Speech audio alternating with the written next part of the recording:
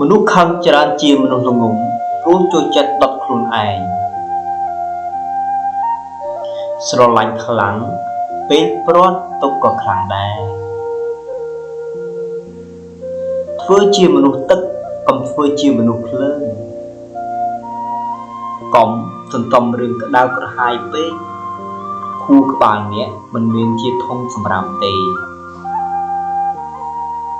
កុំផ្ញើសេចក្តីសុខលើរបស់ខាងក្រៅទាំងស្រង់ពេកប្រយ័ត្នខកចិត្តផ្សាទរពេលគេបានជោគជ័យអ្នកបានបន់ផងបានមិត្តភាពផងនរណាក៏មានកំហុសដែរហើយការចាប់កំហុសអ្នកដទៃមិនមែនជាការងារចាំបាច់របស់អ្នកទេ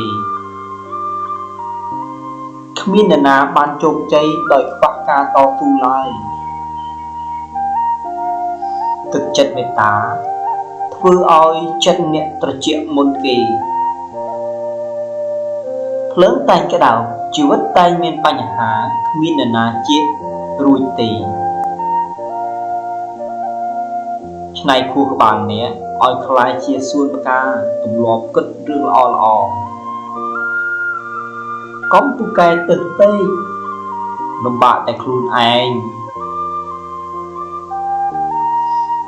ដើរបានមួយជំហានទៀតដួលក៏ត្រូវតែដើរដែរ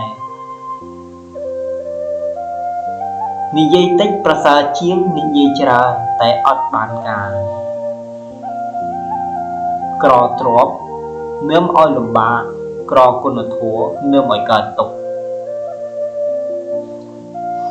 កុំអាងចំណេះកុំអាងអំណាចកុំលើកខ្លួនពេកកុំមើលងាយមនុស្សមានទ្រព្យតែចិត្តមួម៉ៅ